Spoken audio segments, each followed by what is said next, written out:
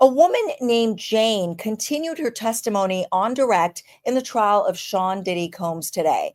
And she testified to very, very graphic sexual activity in what Cassie Ventura called freak-offs and this woman calls hotel nights.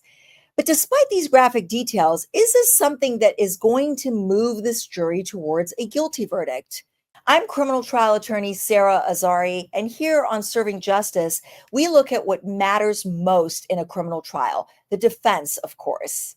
I want to bring in Safia Samee Ali, NewsNation reporter who's been on this case from the beginning, as well as NewsNation field producer Gentrix Shanga, who has been at the Manhattan courthouse. So, ladies, thanks for joining me. Let's start with Safia.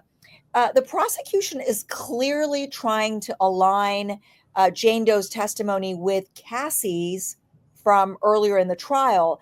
Are they lining up? What's going on here? Because there's obviously very obvious parallels in the testimony.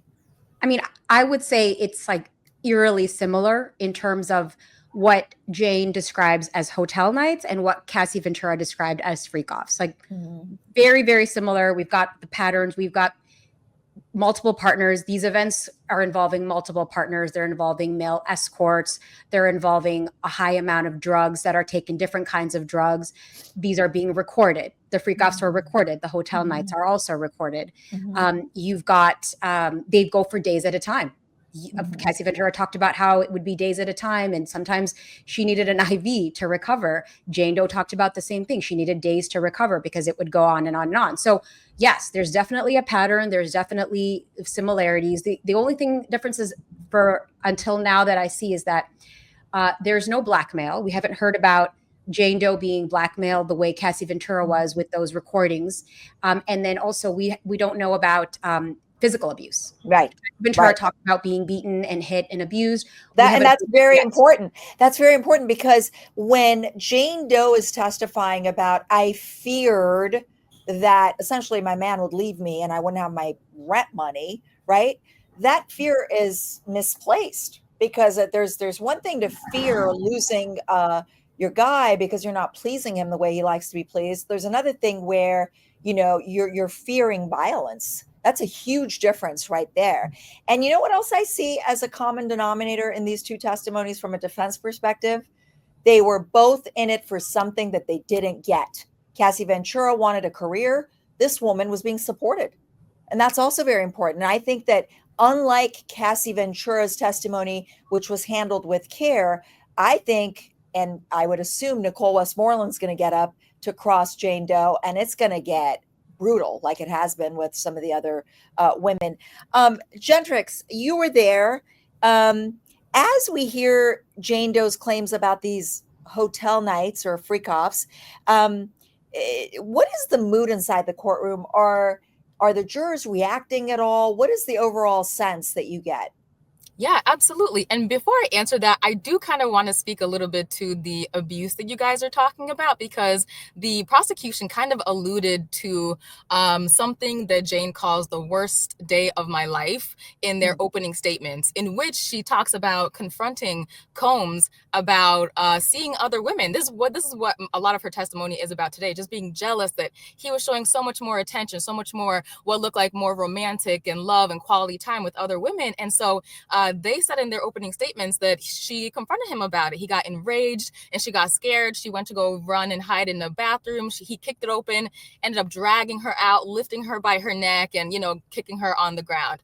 That is what we've been anticipating to hear all week. And surprisingly, we didn't hear it in these past 2 days, but maybe on Monday we will. And so back to how the courtroom was today. For half of the day, before lunchtime, Jane was very emotional. She was sobbing, recounting how much she loved Combs, how much, she just wanted to make him happy by doing this. She was love bombed. And then it almost feels like everything turned on its head. And now she's like, what's going on? So, when she's talking about having intercourse with multiple men at a time, the jury's really, at times, people are furrowing their head when the prosecution showed dozens of images of her during hotel nights with other with men, like I think about like 4 or 5 of them, there was a woman who was just kind of like rubbing her temple. I think I read somewhere that the New York Times said that she was closing her eyes, but from my point of view, she was kind of rubbing her temple, really like looking at the image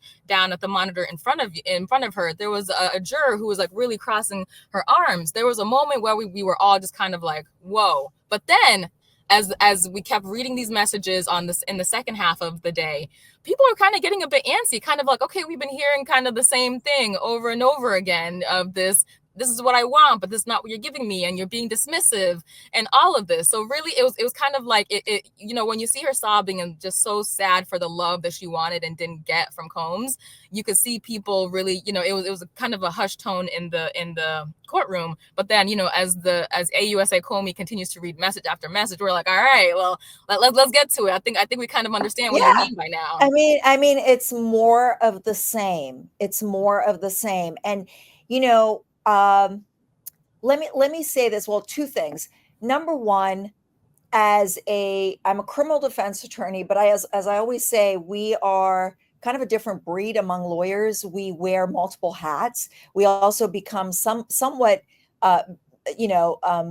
very much knowledgeable about psychology and dynamics and relationships just because of what we deal with our clients. And so, I just see this buyer's remorse. I hate to say it, but these women wanted to be number one. Instead, they were used for very specific types of lifestyle and sex. And there's regret there. There's shame there for what they did to please Combs. I mean, that can't be denied. And I think the defense is going to go hard on this. The other thing I was going to also say is I am wondering, when you're saying Gentrix, it's more of the same. It's like, all right, okay, we get it. We get the freak offs. We get the baby oil. We get all this. And even the abuse, right? It's a pattern with him, with women. Where is the enterprise, right? Where is this structure? Where is this mob-like enterprise that's criminal? And I'm thinking if they adhere to the theory of primacy and recency, which is what most trial lawyers do, they put their best witness first and last. And so we had Cassie almost towards the beginning of the trial. And I'm wondering if they're going to close with some sort of bombshell criminal enterprise evidence. I'm wondering where D-Rock is, and I'm wondering where Christina Coram is. Those are the 2 individuals that are seeming to me like the members of the criminal enterprise. He was the one that was reaching out to these women after Sean Combs got raided. I'm talking about D-Rock. Christina Coram was the one that was sort of telling Jane Doe, excuse me, Christina Coram was telling Jane Doe, you can take the drugs to Miami. Don't worry, it's safe. They very much were Diddy's right-hand people and very involved in, what these women were doing and these freak offs and all that, more than just those assistants who were cleaning up the hotel rooms and setting up baby oil and stuff. So I'm wondering if these 2 individuals have pled and are cooperating, or are they witnesses for the defense? They're not going to be called by the prosecution, but the prosecution still has a big hole in its case, which is this criminal enterprise. There's definitely not proof beyond a reasonable doubt that this was a criminal enterprise for the purpose of the sexual gratification of Diddy. Now, Safia, I mentioned my opinion about how I think her cross is going to go at some point next week. What do you think? Do you think that she's going to be coddled and handled with care? Or do you think that Westmoreland or someone else from that team, maybe Brian Steele, is just going to go for the jugular? I agree with you. I think they're going to go for the jugular. I think in terms of witnesses, Cassie Ventura was probably a more sympathetic witness. She had the abuse. She had her career, everything. This one, I think they're going to go hard. I think they're going to go just as hard as they did with the other witnesses. They're going to, just like you said, they're going to paint her as an opportunist. They're going to talk about this love contract. They're going to talk about how he paid her bills. And still, we found out that he still to this day pays for her rent, which was just, I was very surprised to hear that. And that she had an opportunity. She didn't really explain why she said no. They were like, why did you do it? And she just said, well, I wanted to please him. So it didn't seem like there was a lot of compulsion there. Right. And so, I think they're going to go hard. Yeah. You want to please your man, no matter how freaky his freaky lifestyle is.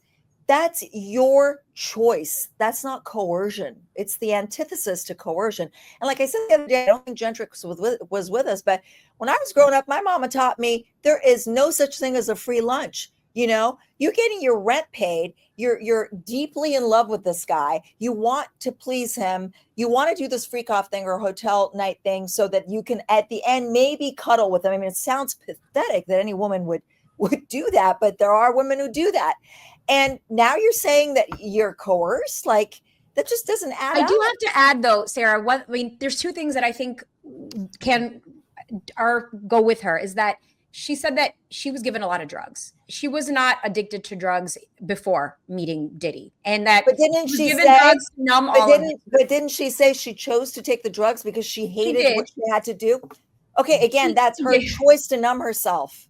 But it was, he kept, I mean, it seemed like there was an addiction that happened, that he kept giving it to her. She took it. Yes, she did. It wasn't like it was forced upon her, but she's developed an addiction. And then also he told her she shouldn't work as much. He told her, I pay your rent. He kind of started exerting a financial control over her. He started having this financial control. And I think we talked about this a little bit. Once you're in that, it's really hard to come out of it. And so I think she thought, I have to keep doing this. Otherwise, me and my child will be kicked out on the street, you know? Right. You have a point that there's financial control. With Cassie, it was more physical control, but nonetheless, it's control. But again, I think there's a huge defense theme here of opportunism, of money grabbing, of signing up for this lifestyle in exchange for what it came with, essentially, with the territory of being around Diddy. And I think that's a problem when you're dealing with proof beyond a reasonable doubt. But, you know, as I've said, this trial is the true litmus test of the Me Too movement. Are we that far into this movement that, you know, we're going to look past actual consent and into this dynamics of this relationship? I mean, because this would be one crazy thing if in terms of the Me Too dynamic, if Diddy got convicted, you know what I mean? And I remember talking about Me Too and adding the N in there, so it's Men Too, back in 2017, saying, you know, what is Me Too doing for the women who are true victims of assault and abuse, but the perpetrators are the average Joe, who are not rich and famous and you know, P. Diddy or Weinstein or these kinds of people. What is it doing for them? Zero. Because there's money and opportunity involved when it comes to these types of men. And so far, the pendulum has swung and has swooped up a lot of men, a different sort of culpability across the board. But this one is really a stretch for me. And I wonder where we are. It's a true test, I think, of, you know, where we are as a society in this movement. Gentrix, there were copies of text messages between Combs and then I guess Combs and Jane, and then Jane and Cassie. What was that about? So the text messages, Elisa, they went through today, a lot of them were mainly between Jane and Combs. Her talking about how she was very jealous of, you know, the attention he was showing these other women, as well as saying, I do not want to do these hotel nights. I do not. Oh, and he said, "Girl, stop." and this is where we're getting to what you said, Sarah, about this is a transaction. That literally, Combs said that in these text messages. He said, "I'm doing my job. I need you to do your job." And when the prosecution asked what Combs meant by that, she meant, I need to do my job, which is making him happy, as well as, you know, making him comfortable, but also these hotel nights. So in a way, that is her job. I would love to get your perspective on this, but it you know, she says many times, I felt obligated. I felt like this was my task. This was my duty. She even read a note, though she put onto her notes app, right? Where she's talking about she no longer wants to do that. So where is that in this whole idea of agreeing to go along with it? And so, right, but when did she ever unequivocally say to Combs, I do not want to do these nights with you anymore, and I don't care if you're not going to pay my way?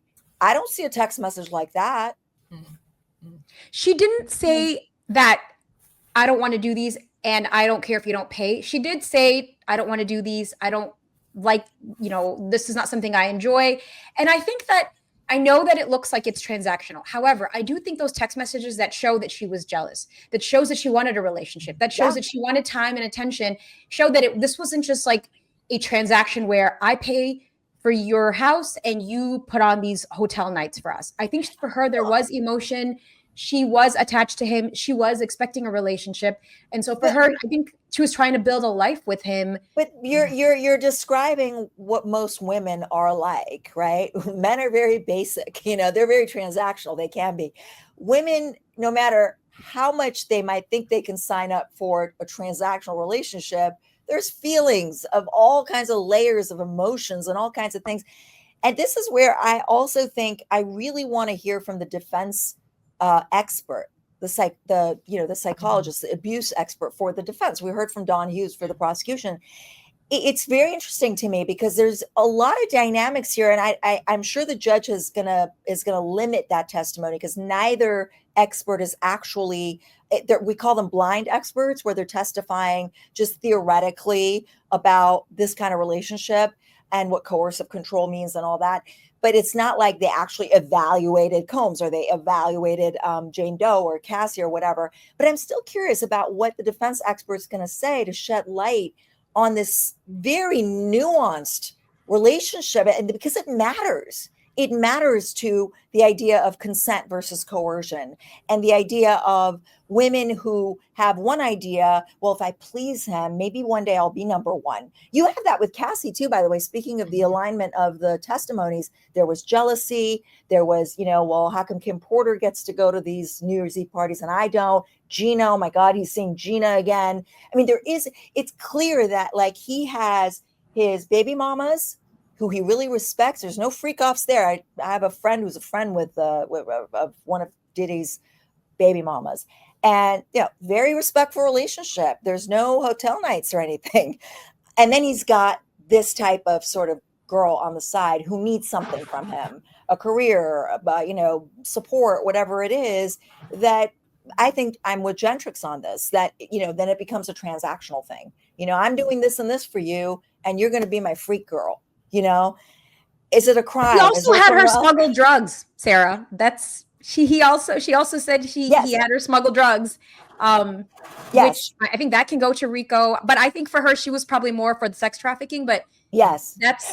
I think when I was reading about her testimony, I think they definitely, if not with other witnesses, they definitely established prostitution across state lines in her testimony. And across countries too, Turks and Caicos. Yeah, and Turks and Caicos, and also sending the escort from Atlanta to Miami or New York or wherever. Yeah. Yes. Mm-hmm. So we have prostitution, no doubt, but that's like a nothing burger in the context of this case. It's more about these other two very serious charges, specifically RICO. Anyway, her testimony will continue on Monday. I cannot wait to talk to you guys, you ladies, and also the viewers about the cross, because I have a feeling it's going to be fireworks. Anyway, it's Friday. I'm going to let you guys go. Thanks so much for joining me, and thank you to our viewers who have tuned in. We are staying on this. As you can tell, we're here every day bringing you the latest on the Sean Combs trial, and please stay with NewsNation for more on this trial. See you on Monday.